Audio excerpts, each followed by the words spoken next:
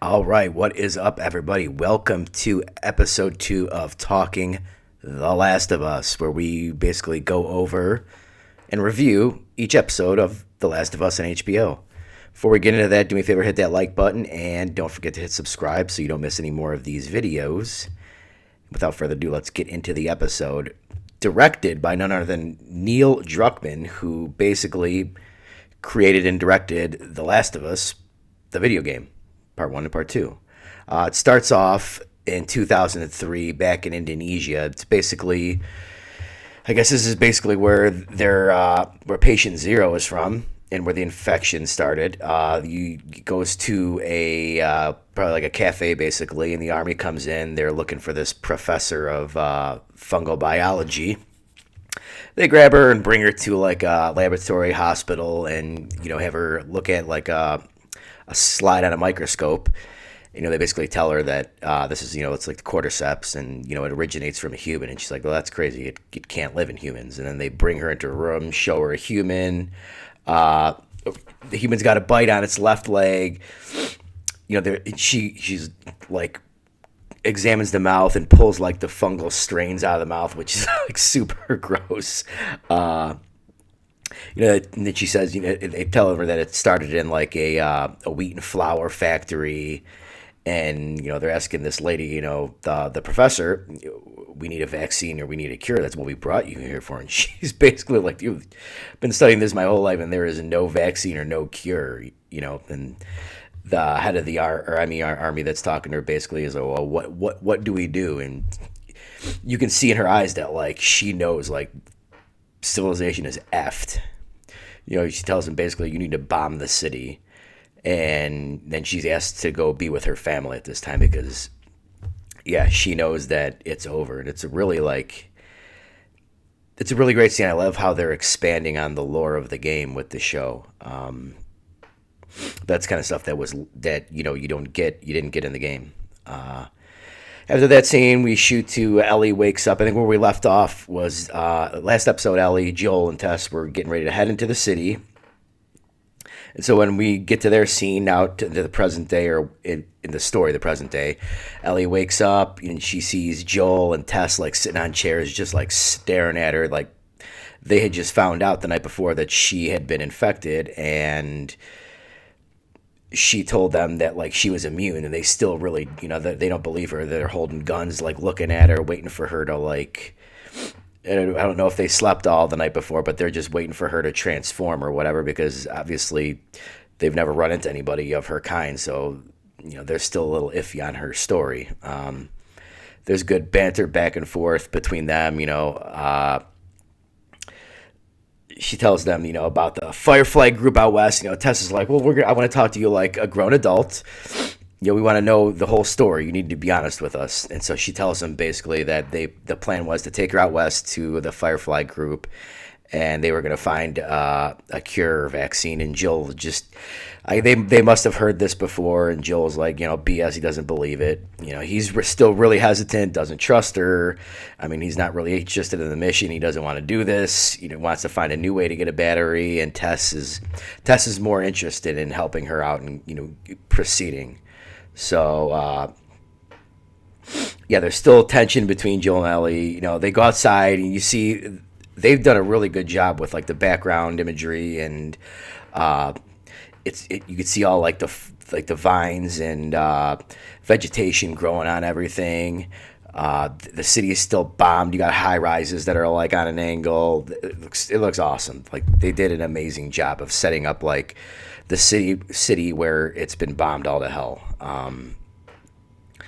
So I mean, they're walking through like the deserted city, and throughout like all the cars, the vines are all on the cars, and there's a little bit of back and forth banter. Tess is asking Ellie how she got bit.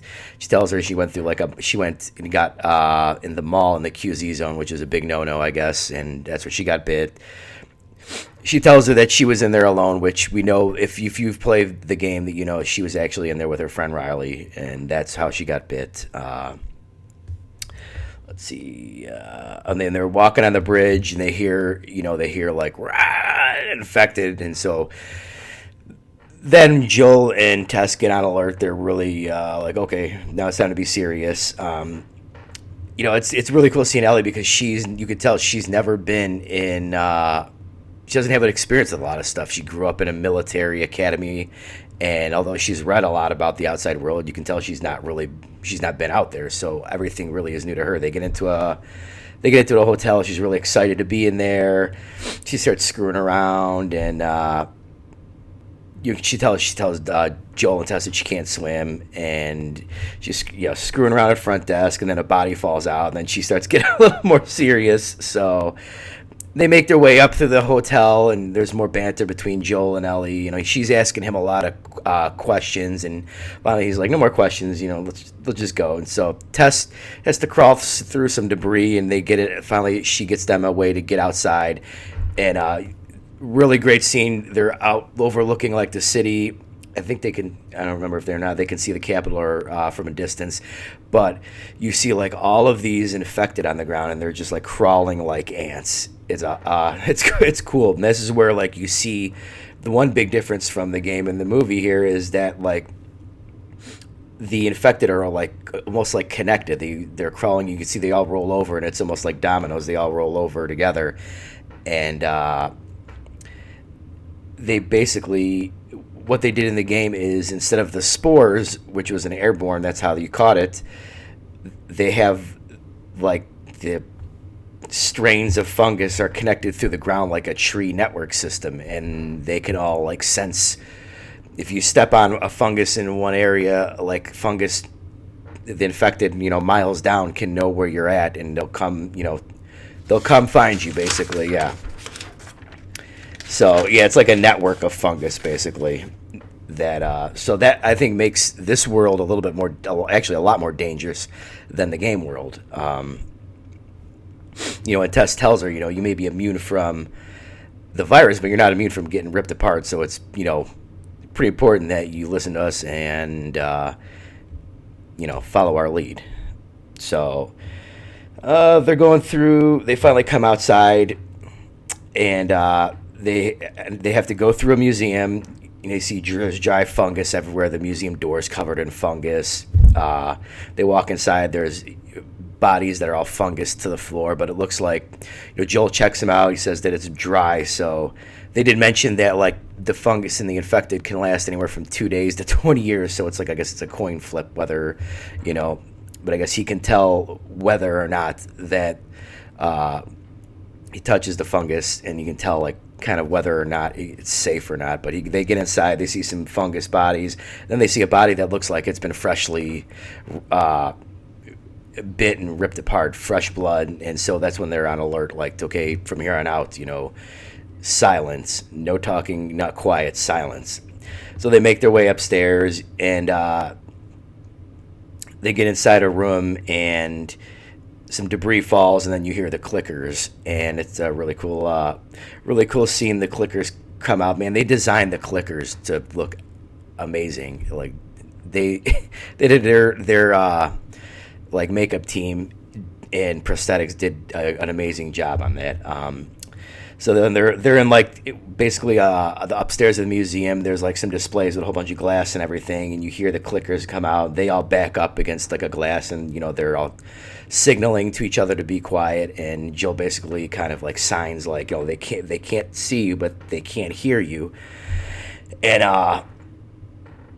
I forget what sets one of them off. There's two of them. They come walking. What sets one of them off, and it starts attacking Joel, and he starts shooting it. And Tess, that's when they get separated. Tess and Ellie take off, and Joel's separated, stuck with a clicker. Another clicker is chasing Tess, and basically Joel, they get around. They get hidden from one of them, and Joel reunites with Ellie. They're hiding. Joel steps on some glass, and one of the clickers jumps on him. He kills it.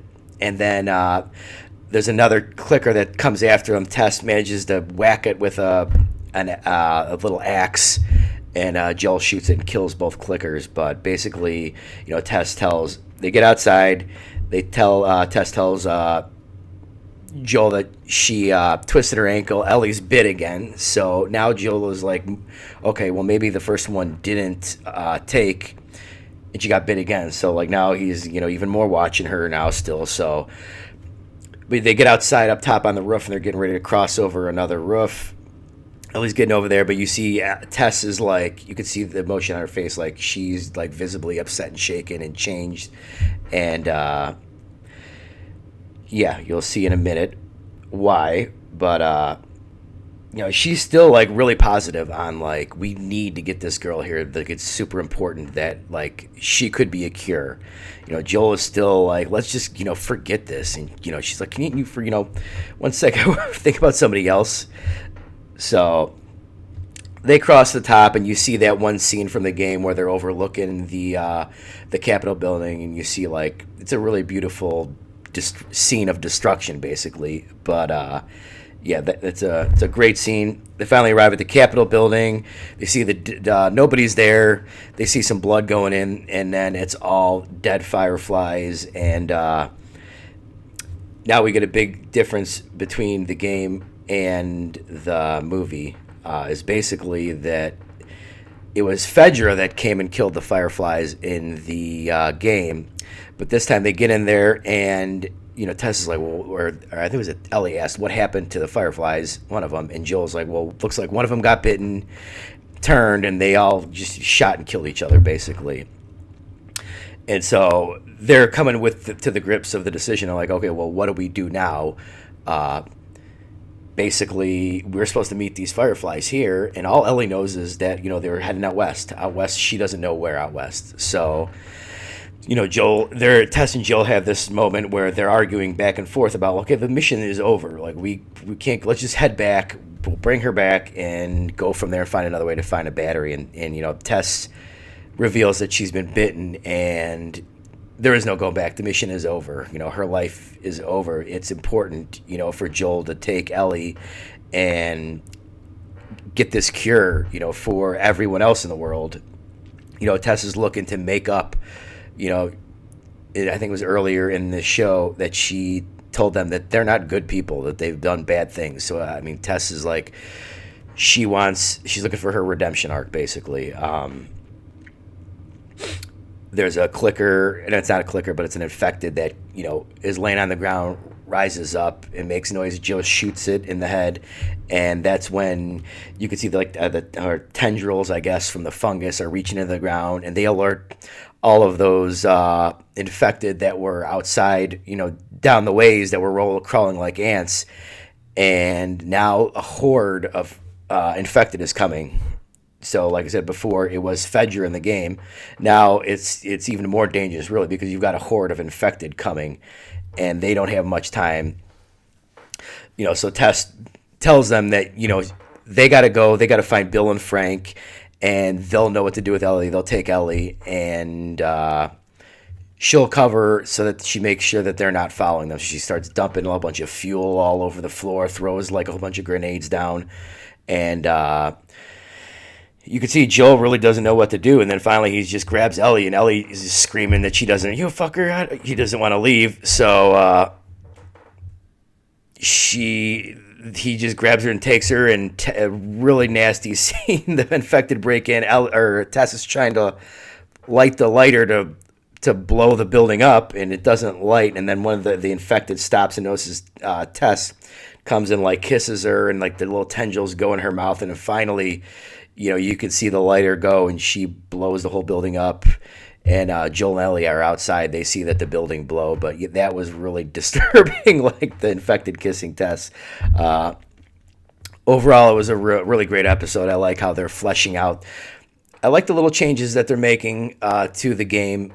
They're obviously with the way the fungus can communicate, it's making them a lot more dangerous than they are in the game. So feels like it's a little more intense instead of just having the Fedra. That's not as scary. So, and then I like the way they're expanding the lore. But yeah, just a really another banger of an episode. It looks like the next episode we're going to get is going to deal with more with Bill and Frank's relationship, which we only got basically through some letters in the game. So and that's supposed to be one of the standout episodes. But yeah, another great episode. I mean, this show is it's living up to all the hype. They've done a great job. I think Neil did a great job of directing this. The actors are doing an insane job, bringing these characters to the game that we cared about to the big screen. It's just awesome. Another great episode. Thanks for watching. We will see you next week. Don't forget to hit that like and subscribe, and we will see you guys next time. Thank you.